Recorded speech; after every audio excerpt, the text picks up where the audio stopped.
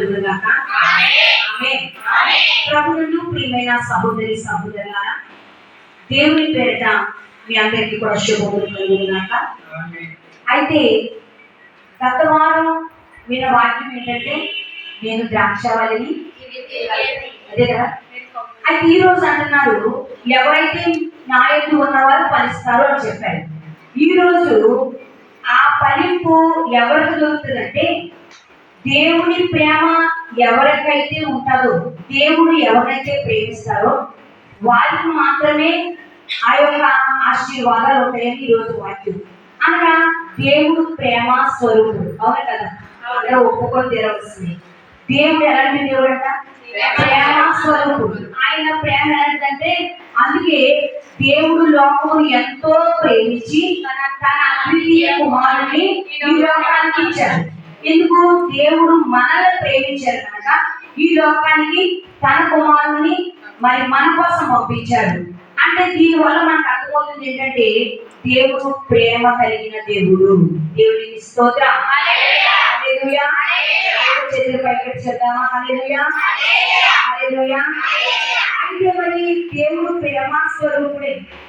అయితే ఆ ప్రేమ ఎలా వ్యక్తం చేశారండి పాస్టర్ గారు? దేవుడు ప్రేమ మన పైన ఎలా చూపించారు అని గనక మనం ఒక ప్రశ్న చేసుకుంటే, యేసుక్రీస్తు ప్రభువారి శిష్యులు ఎంతమంది? 12. ఓకేనండి.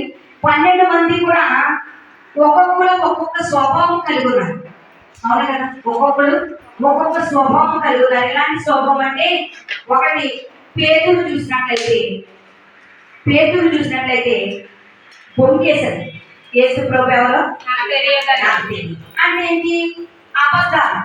అబద్ధాలు బొంపడం ఎక్కువ తనలో అంటే ఒక స్వభావం ఉంది.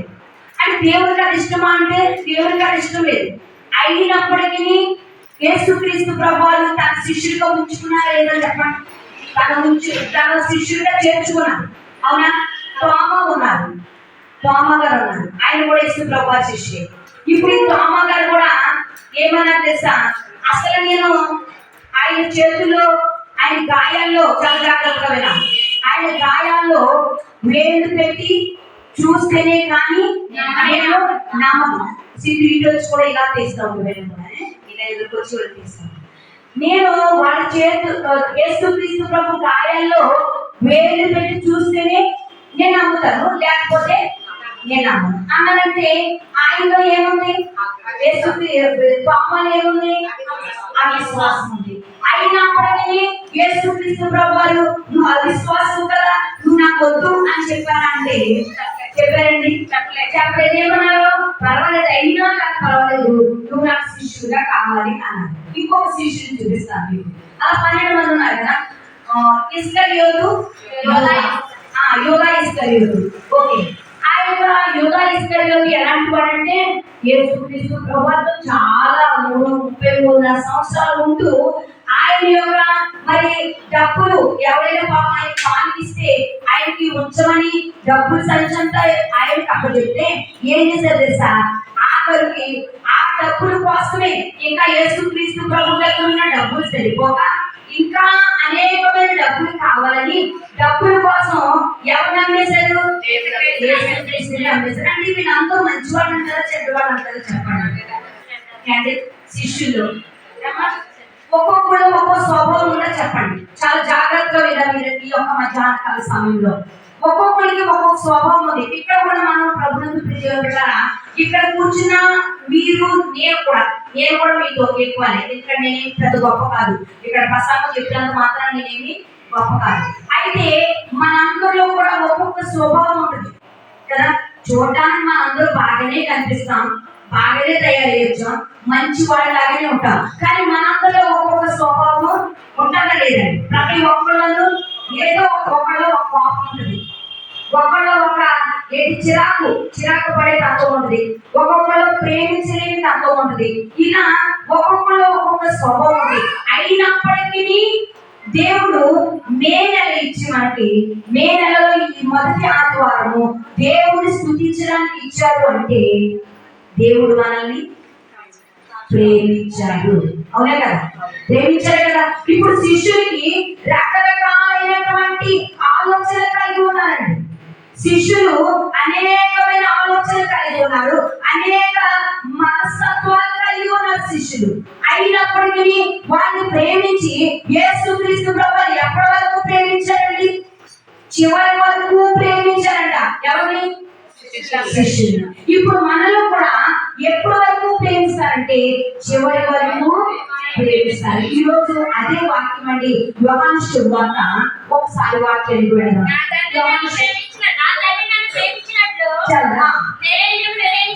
నేను నిన్ను అంటే దేవుడు యేసుక్రీస్తు ప్రభువు చెప్తున్న ఒక మాట ఈ మధ్యాహ్న కాల సమయంలో ప్రభువును ప్రేమించారా ఏంటి అనగానే, నా తండ్రి నన్ను ఎలా ప్రేమించారో అసలు యేసుక్రీస్తు ప్రభువు ఎలా చెప్పగలుగుతారండి? ప్రేమిస్తే కనుక అసలు ఆయన ప్రాణం పెట్టమని చెప్తారా? అసలు మన కోసం ప్రాణం పెట్టమని ఆయన చెప్తున్నారు అంటే ఆయన మన కోసం ప్రాణం పెట్టడానికి వచ్చారు, పంపించారు అంటే ఇంకా యేసుక్రీస్తు ప్రభువు అన్నారు, నా తండ్రి నన్ను ఎలాగైతే ప్రేమించారు. చాలా జాగ్రత్తగా వినాలి మధ్యాహ్న కాల సమయంలో. సిద్ధు మాట్లాడదు, చాలా జాగ్రత్తగా వినాం. ఈ యొక్క యేసుక్రీస్తు ప్రభువు చెప్తున్న మాట, తండ్రి నన్ను ఏ విధంగా అయితే ప్రేమించారో మీరు కూడా అలాగే ప్రేమించాలి, నేను కూడా మిమ్మల్ని అలాగే ప్రేమించాలి. ఎవరంట? తండ్రి యేసుక్రీస్తును ప్రేమించినట్లుగా యేసుక్రీస్తు మనల్ని ప్రేమిస్తే మనము ఒకరిని ఒకరు ప్రేమించుకోవాలి. దేవునికి స్తోత్రం. ఇది సాధ్యమంటారా? ఇది సాధ్యమా? ఒకవేళ కొత్తగా అడిగితే చెప్తుంది, ఏమంటే మీకు తెలియదండి, మా కోడ చాలా మంచిది కాదండి, అసలు నన్ను పట్టించుకోరు అంటదా లేదా చెప్పండి. అదే ఒక అత్తగారిని అడిగితే, ఒక కోడని అడిగితే అత్తగారి గురించి ఏం చెప్తారు తెలుసా? ఏమండి మా అత్తగారు నేను చాలా బాగా చూస్తున్నానండి, లోపల జరిగేది చెప్తున్నాను, నేను చాలా బాగా చూస్తున్నాను కానీ మా అత్తగారు మంచిది అంటలేదు. మా భర్త అండి చాలా అసలు మంచోడు కాదండి, దాన్ని ఎంత బాగా చూసేది అంట. భర్త కూడా అదే చెప్తాడు కొన్ని సందర్భాల్లో, మా భార్య మంచిదైతేనండి నేను ఏమి లోటు చేయకపోతానండి అంట. అవునా కదా? అంటే ఇది లోక ప్రేమ చెప్తున్నానండి, లోకస్తులు ప్రేమించుకునే ప్రేమ మనస్తత్వాలు చెప్తున్నాను. ఇప్పుడు అంటే వాళ్ళు బాగా ఉంటే ప్రేమిస్తామంటాం కదా, మనం ఏం చెప్తాం? అత్తగారు బాగా ఉండాలి, కోడలు బాగా ఉండాలి, భర్త బాగా ఉండాలి, భార్య బాగా ఉండాలి, స్నేహితులు మంచి స్నేహితులు కావాలి, లేకపోతే బంధువులు మంచివాడు ఉండాలి. ఇలా మనం మంచిగా ఉంటే మాత్రమే ప్రేమిస్తాను అంటారు. అవునే కదా చెప్పండి? అంటే చెడ్డగా ఉంటే వాళ్ళు మనకు నచ్చకపోతే ప్రేమించి. కానీ యేసుక్రీస్తు ప్రభువారండి ఎలాంటి ప్రేమ చూపించారు? శిష్యుల్లో అసలు ఒక్కొక్కరికి ఒక్కొక్క మనస్తత్వం ఉంది. అవునే కదా? ఒక్కొక్కరు ఒక్కొక్క స్వభావం కలిగి ఉన్నారు. శిష్యులు వాళ్ళు మంచి మైండ్తో లేరు, ఉన్నారండి అక్కడ శిష్యులు. ప్రతి ఒక్క శిష్యులు ఏదో ఒక వీక్నెస్ ఉంది, ఏదో ఒక మరి దేవుని ప్రేమించలేని మనస్తత్వం ఉంది, దేవునికి ఇష్టమైన మనసు శిష్యులో ఉంటే అలాంటి శిష్యులని యేసుక్రీస్తు ప్రభువు ఏం చేశారండి? దగ్గరగా తీసుకున్నారు. దగ్గరగా తీసుకుని ఇంకొకటి ఏం చేశారు తెలుసా? ఆయన కడరాత్రి భోజనం విందుకు ఆయన శిష్యులు కూడా కూర్చోబెట్టుకున్నారు లేదా చెప్పండి? ఆయన బల్ల చుట్టూ శిష్యులే. ఎందుకు? అసలు వాడు మంచి మైండ్ లేదు. అసలు యేసుక్రీస్తు ప్రభువుకి తెలియదా? తెలీదా చెప్పండి? శిష్యుల్లో ఇలాంటి మనస్తత్వం ఉంది అని. అవునే కదా చెప్పండి? శిష్యుల్లో ఇలాంటి మనస్తత్వం ఉంది అని తెలుసా లేదా చెప్పండి? తెలుసా? తెలిసి కూడా అసలు విందు చేసేటప్పుడు, భోజనాన్ని కూర్చునేటప్పుడు ఆ యొక్క భోజనం బల్ల చుట్టూ కూడా వదిలేను బాబు, నేను ఇక్కడ కూర్చున్నాను కానీ మీరు అలా కింద కూర్చున్నాను లేదు. ఏమన్నా తెలుసా? మీరు కూడా నాతో పాటు ఈ భోజనం బల్ల చుట్టూ కూర్చోండి అని. ఆ కూర్చోబెట్టే ముందు వాళ్ళ యొక్క పాదాలు అంటే తాను తాను ఎంత తగ్గించుకున్నాను. వాళ్ళ స్వభావాలు తెలుసు. అవునా కదా? ఈ మధ్యాహ్న కాల సమయంలో దేవుని ప్రేమ చెప్తున్నారండి. వాళ్ళ స్వభావాలు తెలుసు, వాళ్ళ మెంటాలిటీ తెలుసు, వాళ్ళ ఆలోచన తెలుసు, వాళ్ళు ఎలా ఉన్నారో తెలుసు. అయినప్పటికీ వాళ్ళ పాదాలు కడిగారండి. వాళ్ళ పాదాలు కడిగి వాటిని ముందు పెట్టుకొని వాటిని తుడిచి వాళ్ళతో భోజనము చేశారు. అంటే ఎంత ప్రేమ దేవుడితో ఉందో చూడండి. ఇంకోటి తెలుసా, సిలువ మీద ఉంది ఆ యొక్క కొట్టిన వారు అనేక మంది అక్కడ బయట నిలబడి ఈయన సిలువ వేసేయండి, ఈయన మాకొద్దు, ఆ పరమ దొంగ ఉన్నాడు కదా, దొంగ జైల్లో ఉన్నాడు, ఆ యొక్క దొంగ మాత్రమే మాకు కావాలి, మాకు యేసుక్రీస్తు ప్రభువారు వద్దు అంటున్నారు. చాలా మంది కేకలు వేస్తున్నారు కదండి. ఈ పిలిచినప్పుడు ఆ పిలుపు యేసు ప్రభువారికి వినపడలేదా? వినపడింది. వినపడిందా యేసుక్రీస్తు ప్రభువారికి? వినపడింది కదా. వినపడితే కూడా యేసుక్రీస్తు ప్రభువారు ఏం చెప్తున్నారు తెలుసా? ఏమి చేస్తున్నారు మీరు ఎరుగరు కనుక వీరిని అంటే దేవుని ప్రేమ ఎంత గొప్పదంటే అసలు వర్ణనాతీతమైంది. ఈ రోజు కూడా చెప్తున్నాను, ఇక్కడ కూర్చున్న మనము, నేను సైతం అసలు ఈ వారం ఎన్ని దేవునికి వ్యతిరేకమైన పనులు ఒక్కసారి ఆలోచన చేస్తే ఎన్ని వ్యతిరేకమైన పనులు, దేవునికి ఇష్టం లేదని తెలుసు అయినా చేశాం కదా. దేవుడికి ఇష్టం లేదు ఈ మాట మాట్లాడితే అయినా మాట్లాడేశాం. దేవుడికి ఇష్టం లేదు నేను ఇలా ప్రవర్తిస్తే అయినా చేసేసాం. అయినప్పటికీ దేవుడు ఏం చేశాడు? అడిగాడు, ఏం చేశాడు? ఇంకా ప్రేమించడం లేదో చెప్పండి. ప్రేమించాడు కదా. ఎందుకు ప్రేమించాడు? ఇంకా సజీవులుగా భూమి మీద పాపులమైన తెలుసు, మనలో పాపం ఉన్నది తెలుసు, మనకు చాలా పాపము చేస్తామని తెలుసు. అయినప్పటికీ మన పాపములకు నిమిత్తం ఆయన వచ్చారు కనుక మన పాపులమై ఉండగానే ఆయన మన కోసం ఆయన శ్రమ పడ్డారు కనుక ఆయన మన పాపాత్మని తెలుసు. ఈ వారంలో నా కుమారుడు నా కుమార్తె నా మాట వినలేదు, నాకు వ్యతిరేకమైన పనులు చేశారని కూడా దేవుడికి తెలుసు. కూడా ఏం చేశాడు తెలుసా? నిన్ను నన్ను క్షమించారు, ప్రేమించారు. అవునా కదా?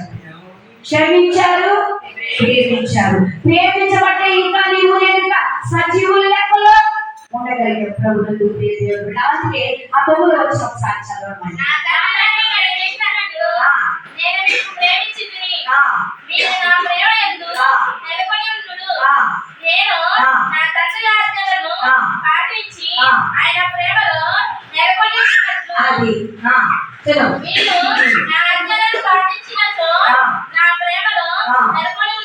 అది ఇప్పుడు ఈ రోజు ఆయన ప్రేమ ఇంకా మనకి అనేక సంవత్సరాలు, అనేక రోజులు, అనేక మరి సార్లు మనం ఆయన ప్రేమకు లోపడాలంటే ఒకటే ఒకటి చేయవలసింది తెలుసా?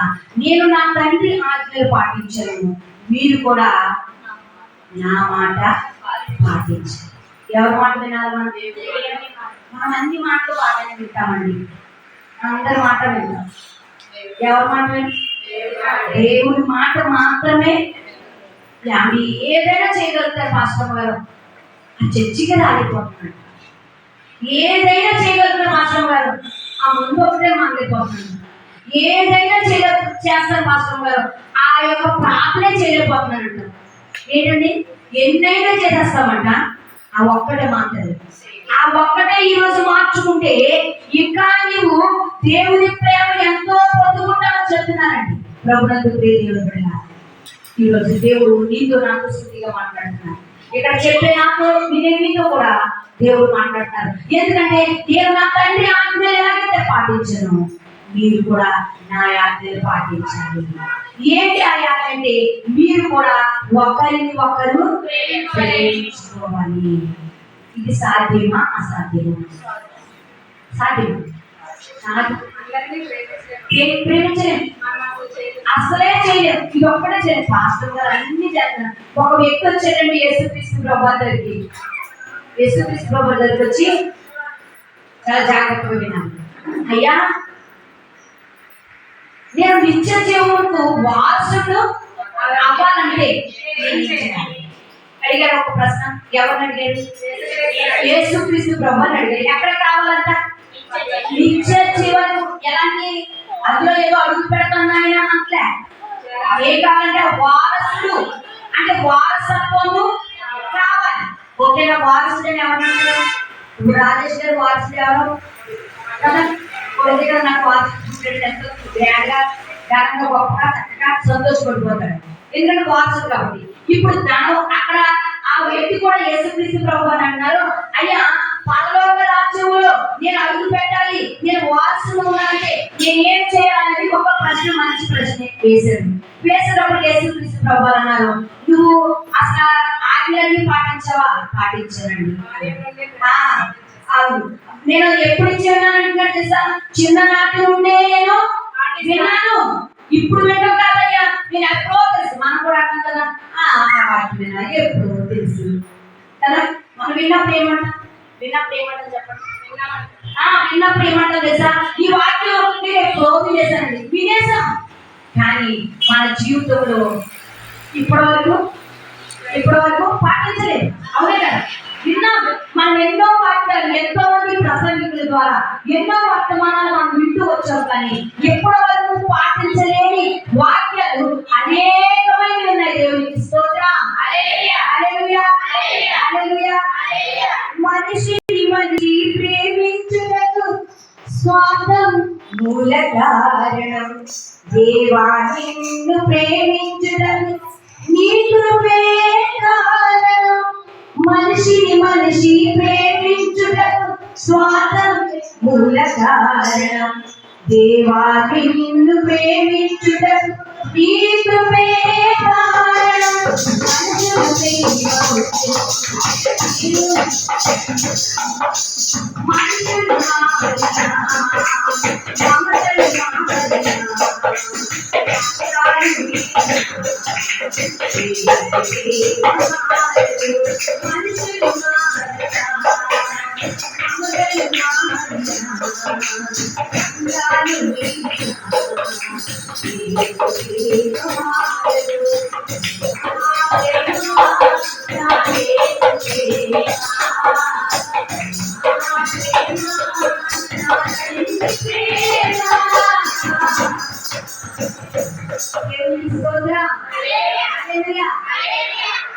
మనిషి ప్రేమించాలంటే ఏదో వస్తుంది తెలుసా?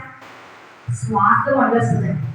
వాళ్ళకన్నా నేనే బాగుంటాను, వాళ్ళకన్నా నేనే ఎక్కువ ఉంటాను, వాళ్ళకన్నా నేనే అందంగా కనిపించాలి, వాళ్ళకన్నా నాకే ఆస్తి ఎక్కువ కావాలి, వాళ్ళు నాకన్నా తక్కువలోకి వెళ్ళిపోవాలి. ఇదే స్వార్థంతో మనిషి ఆలోచిస్తాడు. అందుకే మానవుడు ప్రేమించలేకపోతున్నాడు. దేవునికి స్తోత్రం. హల్లెలూయా. చేతులు పైకి చేద్దామా? హల్లెలూయా, హల్లెలూయా. ప్రభువునందు ప్రియ దేవుని బిడ్డలారా, ఈ యొక్క మధ్యాహ్న కలశాలలో దేవుడు ఏం చెప్తున్నారు తెలుసా? మీరు ఒకరిని ఒకరు ప్రేమించుకోండి. ఎందుకంటే నా దేవుడు, తండ్రి దేవుడు నన్ను ఎలాగైతే ప్రేమించారు, నేను కూడా మిమ్మల్ని అలాగే ప్రేమిస్తున్నాను. ఎందుకు ఆ ప్రేమ కాంబినేషన్ అయిందంటే, నా తండ్రి ఆజ్ఞలు నేను పాటించాను, నా ఆజ్ఞలు కూడా మీరు పాటించండి. దేవునికి స్తోత్రం. హల్లెలూయా, హల్లెలూయా. కట్ చేసేది